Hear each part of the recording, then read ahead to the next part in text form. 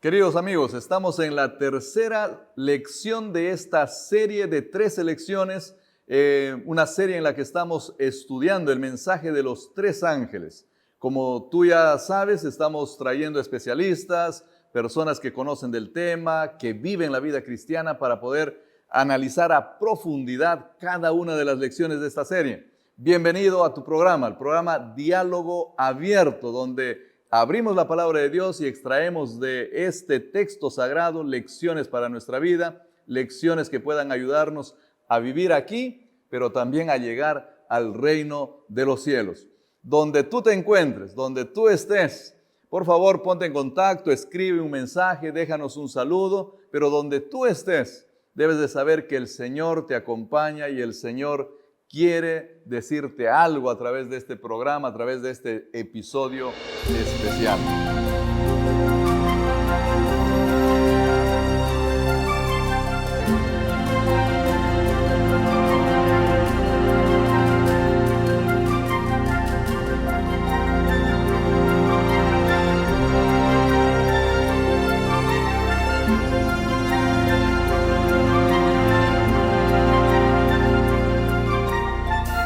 Ya está con nosotros nuestro invitado, un invitado del todo especial, un amigo también de la casa, ¿no? Rubén, bienvenido, es un privilegio tenerte en este lugar. Gracias, apreciado Benjamín. Queridos amigos, para mí es una alegría estar con ustedes en este programa y sin duda habrá muchas cosas lindas que aprenderemos de la palabra de Dios. Estamos estudiando en toda esta serie el mensaje de los tres ángeles, ¿no? Y el mensaje de los tres ángeles hace parte de la palabra de Dios, ¿no es cierto? Sí, e incluso algunos dicen que si nosotros queremos buscar el centro de Apocalipsis, el mensaje de los tres ángeles constituiría el centro del Apocalipsis. Así que estamos en el centro. En el centro. Vamos a ir al centro del centro ahora, al centro ¿no? del centro. Porque vamos al mensaje del primer ángel. Bueno, cuando estudiamos la palabra de Dios, lo que normalmente hacemos en casa es orar. Y no vamos a hacer algo diferente acá, tenemos que orar también, así que te voy a pedir que por favor tú puedas dirigir esta primera oración. Claro que sí. Querido y eterno Padre que estás en el cielo, santificado sea tu nombre. Gracias, Señor, por esta linda oportunidad de abrir tu palabra. Pedimos tu dirección, que las lecciones de tu palabra puedan instalarse en nuestro corazón y originar grandes cambios en nuestra vida. Pedimos en el nombre de Jesús. Amén. Amén. Amén. Bueno, queridos amigos, es probable que alguno de ustedes haya escuchado la palabra evangelio eterno. Evangelio eterno. Esta es una frase que viene del libro de Apocalipsis. Sí. ¿En qué lugar del Apocalipsis? ¿Dónde encontramos esta frase? Ahí se repite en varios lugares. ¿Qué nos puedes decir de esta frase? Bueno, la palabra evangelio, la frase evangelio eterno, constituida pues por, creo yo, la palabra evangelio aparece muchísimas veces en el... La palabra eterno también aparece muchas veces, pero la combinación de evangelio eterno es inusual, ¿no? No sé si es un apas legomenon, como dicen los teólogos. Es probable. Es probable, ¿no? Es decir, una única mención en toda la Biblia.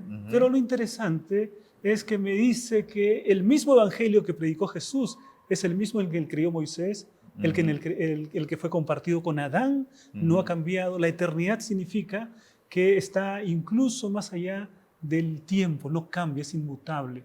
Así como Dios es eterno. Bueno, tú ya estás mencionando un poquito, pero tal vez solo para reafirmar un poco este asunto. Entonces, la importancia de esta frase no tiene que ver con la frase o que sea un hapas legómeno, ¿no? Sino que en el contenido tiene que ver con lo que se hizo, con lo que tiene. ¿Por qué es importante esta frase? Mira, es interesante, Benjamín, la palabra eterno es una palabra que nos indica que no tiene principio ni final. Tiene una relación muy cercana a Dios, ¿no? Y Dios es aquel que no tiene principio ni final.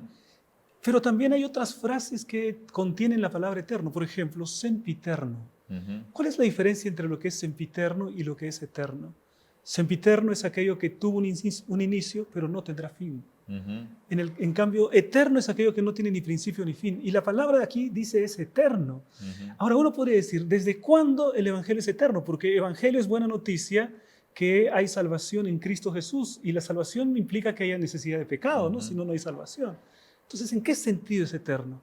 Porque el pecado tuvo un inicio y el evangelio, de todas maneras, tiene un inicio en razón del pecado. Habla de eterno porque viene de alguien que es eterno, porque la fuente es el eterno nuestro Dios. es el Evangelio eterno por la fuente de quien viene. Ahora, podría también ser de que sea eterno en el sentido de que acompañó a Dios siempre, ¿no? Aun cuando se aplicó recién en el momento en el que el pecado se origina.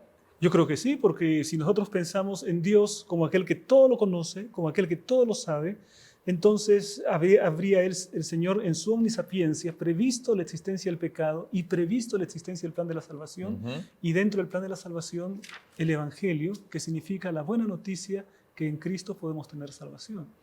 De paso, hay algunos textos bíblicos que podrían más o menos direccionarnos en ese sentido, ¿no? Cuando se habla de que el Cordero que fue inmolado, incluso antes de la fundación del mundo, dice el apóstol Pablo. Juan en el capítulo 13 de Apocalipsis también habla de que el Cordero fue inmolado desde la fundación del mundo, pero todos hacen referencia a algo que viene mucho más atrás, ¿no? Sí, algunas personas podrían sentirse inquietadas por el hecho de, bueno, si ya estaba previsto que Jesús iba a morir, quiere decir que estaba previsto el pecado. Y si estaba previsto el pecado, quiere decir que de todas maneras iba a existir el pecado. Y entonces muchas personas piensan en el determinismo, ¿no? Cuando se sienten asustadas con esta idea. Bueno, en la palabra de Dios nosotros tenemos que reconocer que Dios es omnisapiente. Y si Él es omnisapiente, conoce el futuro, porque si no, no fuese omnisapiente, ¿no es cierto? Y entonces, en su conocimiento del futuro, sabía que finalmente el de dotar de libertad, de libre albedrío a las criaturas, llevaría a la existencia del pecado, y Él preveyó una solución para eso. Desde tiempos eternos. Desde tiempos eternos. Por eso es que fue inmolado desde antes de la fundación del mundo. O sea, el plan, el evangelio que nosotros predicamos es una expresión audible, una expresión escrita de un pensamiento divino que estuvo allá presente en la eternidad. Sin duda, porque la palabra dice desde antes de la fundación del mundo. Los misterios que estaban en el corazón de Dios que luego se expresaron para el mundo, ¿no? Misterios quiere decir que estaban dentro del corazón de Dios. Mira, es emocionante, ¿no? O sea, pensar en la idea de que tú conoces algo que estuvo allá en la eternidad, en la mente de Dios, y que ahora lo puedes expresar, lo puedes escribir, puedes hacer canciones sobre eso. Es impresionante. Sí. Ya para ir entrando tal vez en el mismo tema, entonces, ¿en qué consiste este Evangelio eterno? ¿Qué nos comunica? ¿Qué nos dice? ¿O de qué se trata? Bueno, el texto bíblico, leemos aquí la palabra de Dios, el versículo 6 de Apocalipsis 14, dice: en medio del cielo vi volar otro ángel que tenía el Evangelio eterno para predicarlo. O sea, se está hablando de un ángel que detenta el Evangelio eterno, la buena noticia, y dice que va a proclamar. Es una buena noticia que va a hacer conocer al mundo, va a proclamarlo al mundo, y entonces ahí tenemos que tener una convicción muy clara, apreciado Benjamín, que el Evangelio significa buena noticia, pero para que podamos aceptar la buena noticia es necesario primero entender y de alguna manera aceptar la mala noticia. O sea, la buena noticia está juntamente con la mala noticia. Y a veces todavía podemos hasta decir que tenemos primero que entender la mala noticia para apreciar la buena noticia. Si no, no hay buena, ¿no? Si no, no hay buena. Lo que tú dices es muy lógico, no, claro. ¿No? Primero tengo que estar en una situación mala para que llegue algo. ¿Cuál es la mala noticia? Soy pecador. Por mí mismo no puedo salir de esa condición. Los seres humanos estamos desesperadamente atados como a una piedra que nos jala hacia el fondo, que es el pecado. Esa es la mala noticia. Entonces, la buena noticia es que hay salvación en Cristo Jesús.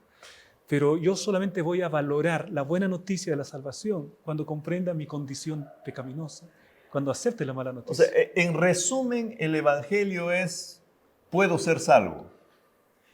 Y en resumen, lo que tú nos estás diciendo es que lo primero que necesito entender es: necesito ser salvo. Sí, exactamente. Comprender mi condición.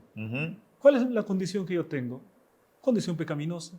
Perdida, muerte. Perdida, dice la palabra de Dios, por cuanto todos pecaron. Yo no soy diferente de algún criminal, de algún delincuente. No soy diferente, esencialmente soy pecador como ellos. Entonces, y esa sensación, si no origina por lo menos una sensación de incomodidad en mi vida, estoy mal. Yo no puedo estar bien, en paz. Ahora, lo que acabas de decir es fuerte incluso para mí, ¿no? O sea, yo y un asesino, yo y Hitler somos igualitos. No tenemos diferencia, esencialmente no tenemos diferencia. ¿Tenemos la misma culpa? Bueno, la culpa que cada uno tiene es personal. La culpa es porque, por ejemplo, cuando nosotros hablamos acerca de Satanás, algunas personas le echan la culpa a Satanás de sus pecados, porque dicen, no, pues que Satanás me tentó y yo no pude hacer nada. Yo llegué tarde, Satanás colocó el carro y entonces yo llegué tarde. Y entonces Satanás no está haciendo nada y nosotros le echamos la culpa. Él tiene su propia culpa y pagará su propia culpa. Adán tiene su propia culpa y pagará su propia culpa. Pero yo, de mi culpa y de mi pecado, yo tengo que dar cuenta de eso. O sea, mis acciones no son iguales, mi culpa no es igual. Sí. ¿En qué sentido entonces somos exactamente iguales yo y Hitler y cualquier otro asesino que haya existido? En la propensión que tengo hacia el pecado, en la naturaleza pecaminosa con la que he nacido. Yo no nací con la culpa de Adán, pero sí con la propensión hacia el pecado que heredé por causa del pecado de Adán. Entonces, esa herencia Él pasó para todos los seres humanos. Y el hecho de reconocer soy un pecador es el primer paso para valorar el Evangelio eterno. Porque el Evangelio me dice, tienes que ser salvo. Pero si yo no me siento pecador, ¿de qué necesito ser salvo? De nada. Claro, o sea, los seres humanos nacemos en este mundo, todos sobre este planeta Tierra, ¿no es cierto? Todos en una condición similar. Sí. Nuestras acciones ya son diferentes, Sí. nuestras reacciones son diferentes, pero todos nacemos condenados a vivir a muerte, 100 años, ¿no? Por el pecado. y capaz menos, ¿no? Sí, sí. Y allí, esa es realmente la condición pecaminosa. Ahora, el Evangelio lo que hace es separar al mundo entre aquellos que son pecadores, pero que aceptan la salvación en Cristo, y los otros que también son pecadores y que no la aceptan. Pecadores todos, pero unos redimidos en Cristo por lo que hizo Cristo, y otros finalmente, si es que no aceptan a Jesús, por no aceptar el nombre de Jesús, entonces se verán irremediablemente perdidos. Ahora, estamos en una serie en la que estamos estudiando los mensajes angélicos, porque estos mensajes angélicos son claves, son importantísimos. O sea, por algo están aquí en Apocalipsis 14, ¿no? Y tienen un significado muy importante. Quizá Benjamín diría algo quizá para precisar allí. Entiendo que es el mensaje de los tres ángeles. Es decir, es un mensaje con tres mensajeros. Porque vamos a encontrar que hay una secuencia entre los tres mensajes. El primer mensaje levanta la verdad. El segundo mensaje me dice que el error es expuesto como consecuencia de que se levanta la verdad. Y el mensaje del tercer ángel me dice cuáles son las consecuencias de no aceptar la verdad presentada en el mensaje del primer ángel. Entonces hay una secuencia que nos permite decir que se trata de un mensaje con tres mensajeros. Perfecto. Ahora, lo interesante es que todo esto se inicia justamente con esta frase, ¿no? Diciendo que aquí hay un ángel que es fuerte, que está volando por el medio del cielo y tiene este evangelio eterno para predicarlo. Sí, bueno, el libro de Apocalipsis es altamente simbólico. Cuando Apocalipsis te habla de una mujer, en el capítulo 12, no está hablando de una mujer, está hablando de la iglesia. Cuando habla acerca de un dragón, no es que un dragón va a aparecer, hay un poder con ciertas características históricas que están siendo representadas por ese dragón, ¿no? Cuando el Apocalipsis nos habla de los ángeles aquí, no es que los ángeles van a predicar, se habla del pueblo de Dios que tiene el Evangelio eterno y que tiene la misión de predicarlo. O sea, los tres ángeles representan un pueblo en esta tierra que predica el Evangelio que recibió de Jesucristo a todos los moradores de la tierra. O sea, en este caso específico, ¿no? Porque en otros lugares Apocalipsis habla también de ángeles. No es que siempre se refiere a... Sí, en este caso es un simbolismo que me muestra que se trata del pueblo de Dios. En las 7 iglesias, por ejemplo, aparecen los ángeles y en este caso aparecen como una representación de los líderes de la iglesia, de cada una de las 7 iglesias, ¿no? Él escribe al ángel que está en la iglesia de tal, es el mensajero, es el líder. En el caso de Apocalipsis 14 se trata de una identificación del pueblo. ¿Por qué? Porque ¿quién tiene el Evangelio eterno para predicarlo? El pueblo de Dios. Y ¿quién lo predica a todos los moradores de la tierra? El pueblo de Dios.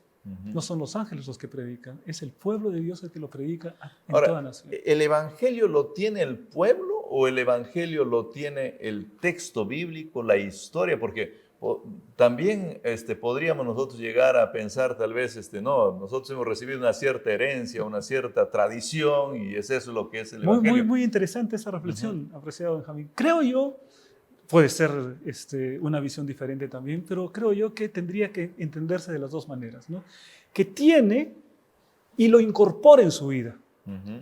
Y al incorporarlo en su vida, entonces puede predicarlo y proclamarlo. Entonces lo debe tener y al mismo tiempo lo debe mantener en su vida y después proclamarlo también, ¿no?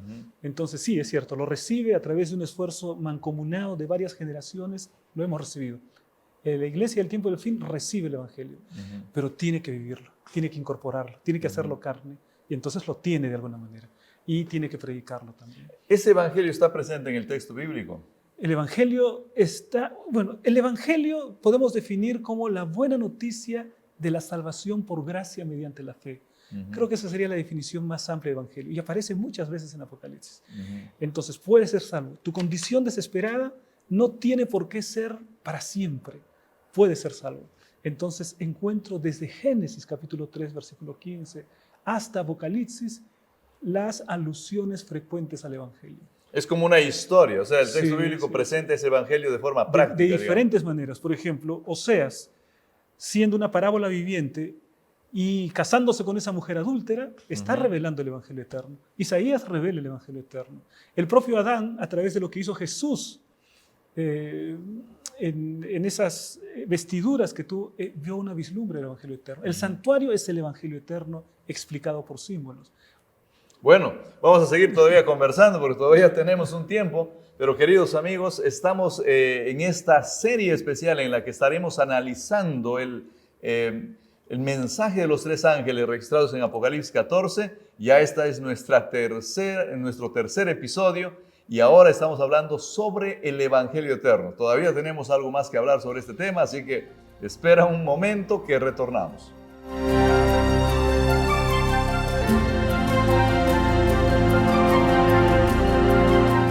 Haz clic en ese enlace y envíale a tu amigo, a aquella persona que conoces que debe de escuchar este programa. Tú también, suscríbete, haz clic en la campanita para que seas la primera persona en enterarte del nuevo programa. Que Dios te bendiga. Queridos amigos, continuamos aquí en su programa Diálogo Abierto, conversando en esta ocasión sobre el Evangelio Eterno, en una serie en la que estaremos desglosando el mensaje de los tres ángeles. El mensaje, no los mensajes, como bien ya nos aclaraba aquí nuestro amigo Rubén.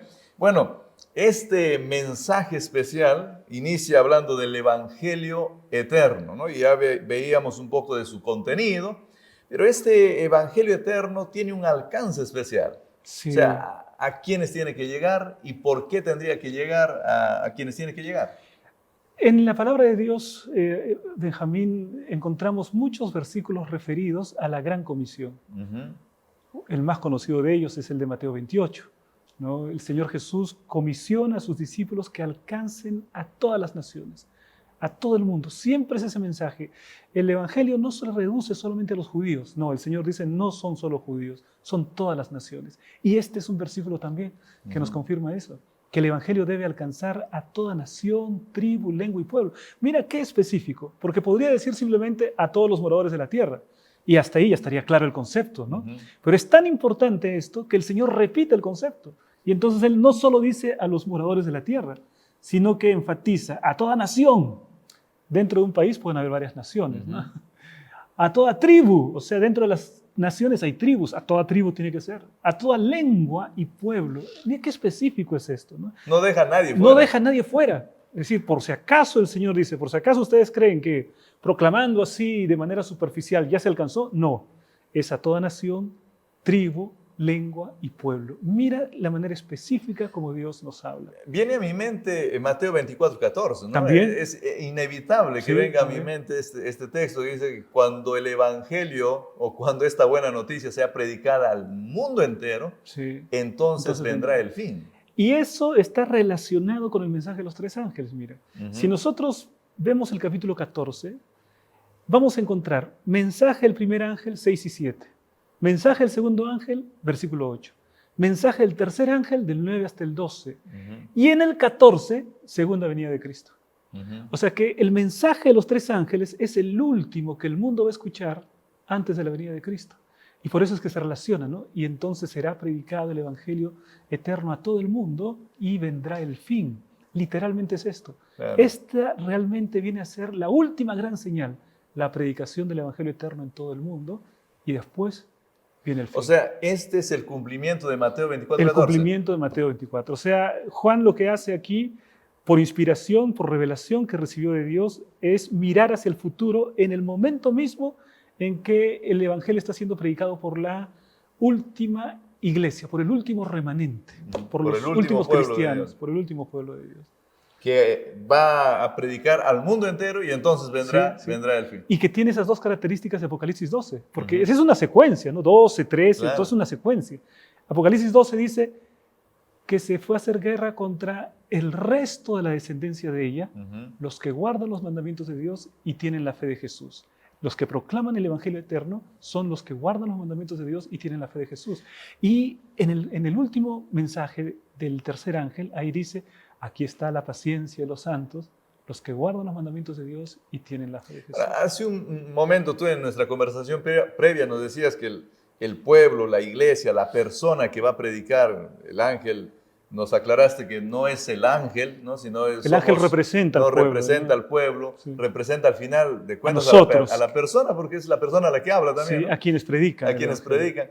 Entonces, tiene que internalizar, nos decías, este mensaje, sí. ¿No? Y entonces tiene que anunciarlo. Sí. Ahora, tú me dices que esta persona, lo que realmente es una persona que guarda los mandamientos y es una persona que tiene la fe de Jesús. O sea, su interior, lo que ha internalizado son la obediencia a los mandamientos y a la fe de Jesús.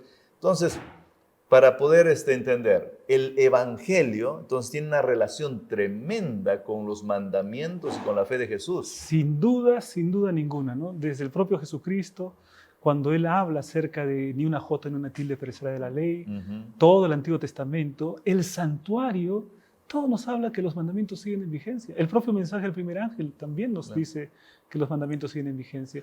Hay un detalle interesante, Benjamín, cuando el mensaje del primer ángel dice, dadle gloria. Dadle gloria. ¿Cómo es que nosotros podemos darle la gloria a Dios? Dadle gloria, dice el mensaje.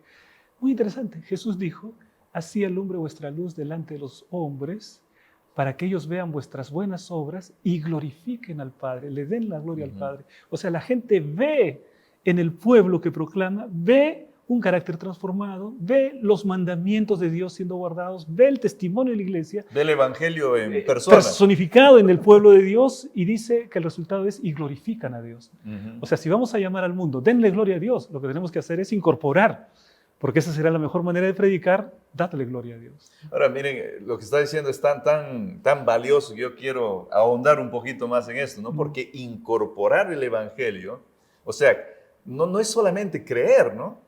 Porque hay veces en nuestra sociedad se piensa del evangelio como una buena noticia y entonces, qué bueno, lo leí en el periódico, esto está muy bueno, ¿no? Y no se trata solo de eso, se trata de vivir este evangelio y convertirnos en un evangelio viviente, por así decirlo. El Señor Jesús es aquel que ejemplifica lo que sería vivir el evangelio.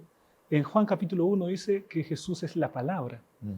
Y en Juan versículo 14 nos dice que la palabra se hizo carne. La palabra podríamos identificar con el mensaje. Y habitó entre los hombres. Y habitó entre nosotros y vimos su gloria, dice, ¿no? Entonces la palabra se hizo carne en Jesucristo. La palabra debe hacerse carne en nosotros también. Y entonces vivir como Jesús vivió, amar como Jesús amó, perdonar como Él lo hizo.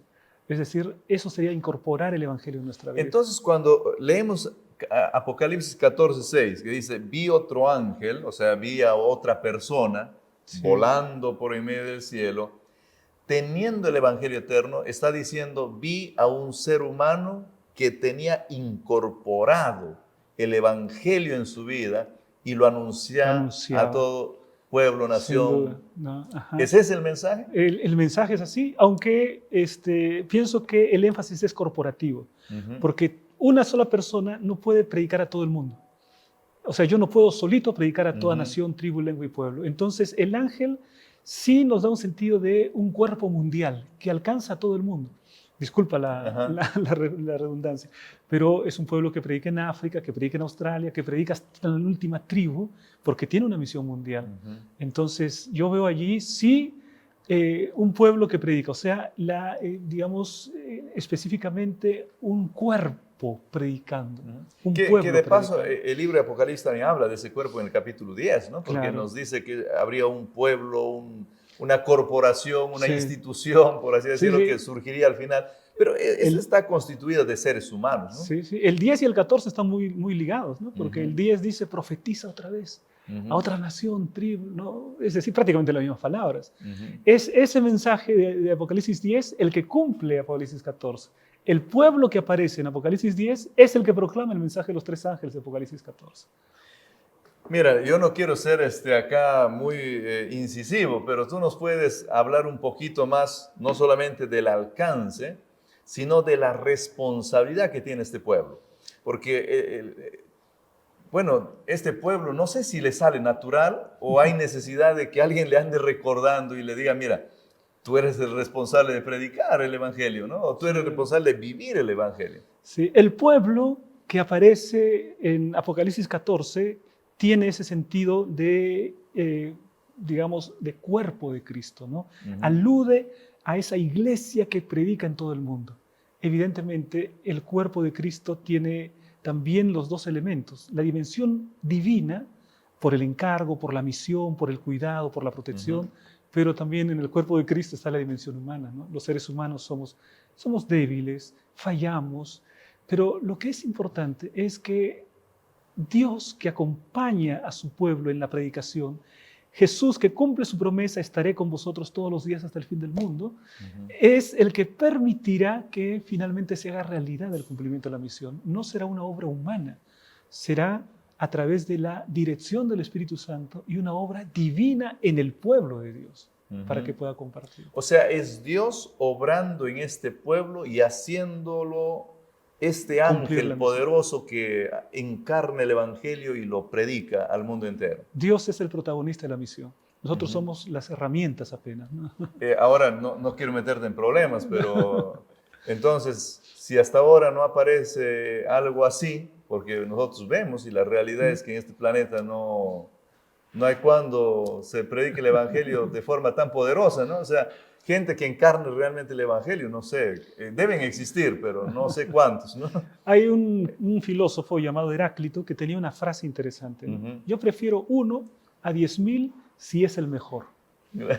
¿No? Ahora, yo creo que podríamos parafrasear a Heráclito. Dios puede usar a 1 en lugar de 1.000, pero si está en las manos de Dios puede hacer mucho más que 1.000. Entonces, la obra de la predicación del evangelio contiene necesariamente el ingrediente de la intervención divina. Si no, no fuese posible terminar la predicación del evangelio. Pero ahí es a donde viene mi pregunta, ¿no? Entonces, si esto no se hace realidad ahora es porque Dios no está interviniendo. ¿Dónde está el problema? Bueno, yo creo que en este momento muchas y muchas personas están predicando el evangelio tal como Dios lo tiene. Solamente que uno tiene pues la iglesia invisible, ¿no?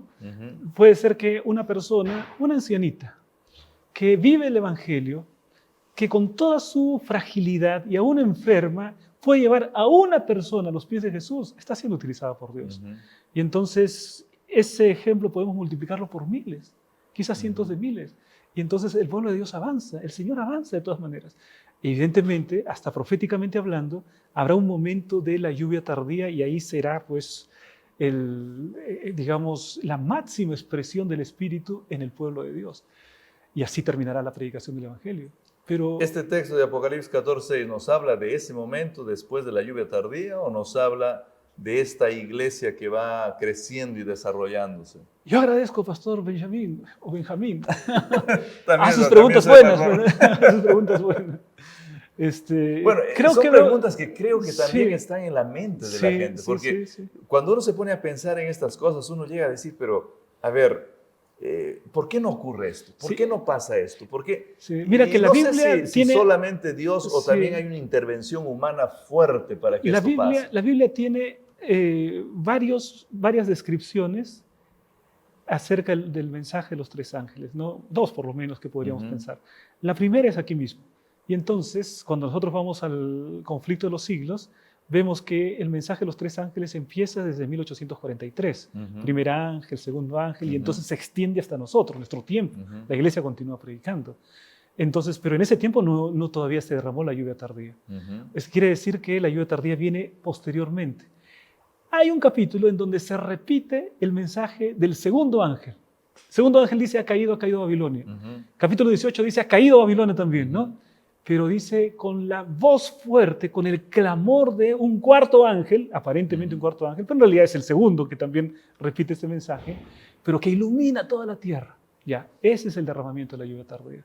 O sea, habrá un momento cuando la iglesia, en nuestro tiempo, desde 1843 en adelante, predica, que el Espíritu Santo apoya y ayuda, sin duda, pero habrá un momento en cuando el Espíritu Santo vendrá como vino en el Pentecostés, como vino en la lluvia temprana, y allí se terminará de predicarle. Bueno, con seguridad vamos a ir nosotros estudiando el tema para comprender si ese momento lo tenemos que esperar o ese lo tenemos que momento producir. Lo tenemos que producir. Algo también el texto con seguridad nos va a decir. Sí. Ahora en este episodio estamos concentrados más en el Evangelio mismo, en el Evangelio eterno, y en este hecho de que también el Señor Jesús, ¿no? El Señor Jesús cuando estuvo en este mundo, por ejemplo, antes de irse, da esta gran comisión que es muy conocida, registrada en el capítulo 28 de Mateo, y que habla también de esta predicación, ¿no? Que habla de esta predicación en todo el mundo. O sea, no es una orden solo dada aquí, sino es una orden dada también por el Señor Jesús. Sí, sin duda. Es decir, Jesús lo que hace es dar la orden y Juan lo que hace es registrar el cumplimiento de esa orden en el último tramo de la historia de este mundo. O sea, este es el cumplimiento de la gran comisión, porque la iglesia sale a predicar a toda nación, tribu, lengua y pueblo. ¿Cómo de forma práctica hoy en día la iglesia hace? Tú mencionaste algunas cosas de esas, pero ¿cómo de forma práctica la iglesia hace eso? ¿Y cómo de forma práctica una persona que ahorita está escuchándonos acá podría decir, yo también quiero ser parte de este movimiento? Bueno, la palabra de Dios nos habla acerca de temer a Dios, dadle gloria, tiene el Evangelio eterno. Entonces, la aceptación del Evangelio eterno es el prerequisito esencial para poder predicarlo. La iglesia tiene que aceptar y vivir el Evangelio eterno. Y vivir significa permitir que el Señor realice una transformación de mi vida, un nuevo nacimiento. Como el Señor le dijo a Nicodemo, ¿no? Si tú no naces, no puedes ver el reino de Dios. Entonces, nadie que no haya nacido de nuevo puede tener el Evangelio eterno y proclamarlo. Entonces, mi querido hermano, amigo, si quieres tú también formar parte de este movimiento que proclama la verdad en la última parte de la historia de este mundo, abre tu corazón a Jesús, acéptalo ahora mismo y entonces busca una iglesia que guarda la verdad y de esta manera predica el Evangelio y hazte parte de este movimiento. Un bonito llamado, me parece excelente. Una pregunta tal vez ya casi para cerrar, ¿no? Dice acá que se predica a toda nación, a toda tribu y a toda lengua. ¿Serviría de algo que yo aprenda un par de idiomas para poder predicar a más lenguas, ¿no? Porque yo a las justas predico en un idioma y entonces... No, pues yo sé que sabes inglés, yo creo que sabes inglés. Bueno, por lo menos un poquito, ¿no? Pero si yo hablaría 3 o 4 idiomas, capaz viene a mi mente, por ejemplo, el famoso Andrews, ¿no? 7 idiomas hablando el hombre. Un políglota, ¿no? Sí, entonces valdría la pena aprender idiomas para cumplir mejor Y Andrews se sabía casi de memoria la Biblia, ¿no? Sí. Imagínate. Bueno, en la medida en que nosotros podamos dedicar nuestros talentos al Señor, el Señor multiplicará los talentos. Por lo menos esa es la promesa que encontramos en la parábola. Entonces, no importa si hay un solo talento, si hay un solo idioma. Dedica tu talento, tu tiempo a proclamar el Evangelio eterno. No importa. Y muy posiblemente en la proclamación del Evangelio eterno se multiplicarán los talentos en tu vida para que puedas servir. Yo sé que tú has predicado el Evangelio por lo menos en 2 idiomas. Bueno, estuve un tiempo en portugués. He predicado, pero no sé si me entendieron en portugués, ¿no? Porque de predicar a que me entiendan de repente, espero que sí, ¿no? El Espíritu hace su parte. Y hay personas que predican en más idiomas, ¿no es cierto? Sí. No es que el que predica en más idiomas cumple mejor o el que predica en menos cumple menos. pero creo que podemos llevarlo a un asunto práctico. Hoy en día tenemos tantos jóvenes que nos escuchan que podrían dedicarse a pensar, yo voy a predicar en la China, voy a predicar en lugares donde todavía otro no ha ido. Incluso acá mismo en el Perú, ¿no? Por ejemplo, hay jóvenes que nacieron dentro de una tribu indígena, en la selva. Y él puede venir a prepararse de repente, ¿no? Y decir, voy a predicar a mi tribu, a la gente, a mi gente, mi entorno. Hay aymara, hay quechua. Aquí mismo tenemos mucho desafío, ¿no? Claro que aprender otros idiomas pues te abre un mundo de oportunidades para predicar el evangelio también. Es cierto, y capaz algún amigo acá nos está viendo de Brasil, de Chile o cualquier otro país. En realidad, donde tú estés, también existe la posibilidad de predicar este evangelio en distintos idiomas. El libro de Hebreos dice que Dios habló a este mundo no solamente en distintos idiomas, sino en distintas formas, en distintas maneras, videos, imágenes, escenificaciones, canto, música. El evangelio eterno puesto en nuestra vida, aplicado a nosotros, encarnado en nosotros, puede ser predicado de muchas maneras como el Señor lo ha hecho. Y Dios te está llamando, te está invitando para poder ser parte de este gran movimiento que esperamos produzca la segunda venida del Señor Jesús, porque cuando el Evangelio sea predicado al mundo entero, entonces vendrá el fin. Vamos a escuchar unas palabras tal vez de cierre ya en este episodio, y luego de eso yo estaré haciendo una oración para cerrar este episodio. Qué privilegio, mis hermanos, amigos, el poder vivir en la última parte de la historia de este mundo. Vivimos en el tiempo del cumplimiento profético del mensaje de los tres ángeles. No puedes quedar fuera. No puedes quedar al margen del movimiento mundial de predicación del Evangelio.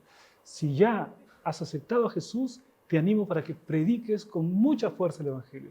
Si no lo hiciste, te invito para que aceptes a Jesús y te unas también a este gran movimiento de predicación en todo el mundo. Muchas gracias. Vamos a orar. Padre querido, Señor, te damos gracias por tu palabra. Gracias porque en ella nos muestras que existe un mensaje que viene desde la eternidad, que tú lo pensaste, que tiene que ver con la salvación de aquellos seres que deciden ponerse de tu lado, con aquellos seres que habiendo caído en pecado se toman de tu mano, aceptan tu verdad, viven tu verdad, encarnan tu evangelio. Gracias por darnos este privilegio de conocer estas verdades, de tener tu palabra, de estudiarla, Señor. Amén. Y también tenemos con seguridad personas que están detrás de una computadora, de un celular, escuchando esto, tal vez solo de forma audible también, pero te pedimos, Señor, que tú respondas a sus pedidos y desarrolles, plantes la semilla del evangelio en sus corazones y que pueda florecer, que pueda crecer, y también se conviertan en mensajeros en este tiempo del fin. Pedimos todo eso en el nombre de nuestro Señor Jesús. Amén. Amén. Queridos amigos, fue su programa Diálogo Abierto, nuestro tercer episodio. Nos vemos en el cuarto episodio. El Señor los bendiga.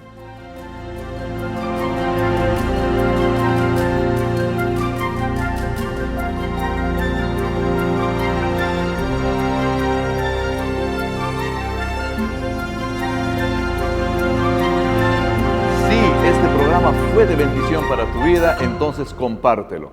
Haz clic en ese enlace y envíale a tu amigo, a aquella persona que conoces que debe de escuchar este programa. Tú también, suscríbete, haz clic en la campanita para que seas la primera persona en enterarte del nuevo programa. Que Dios te bendiga.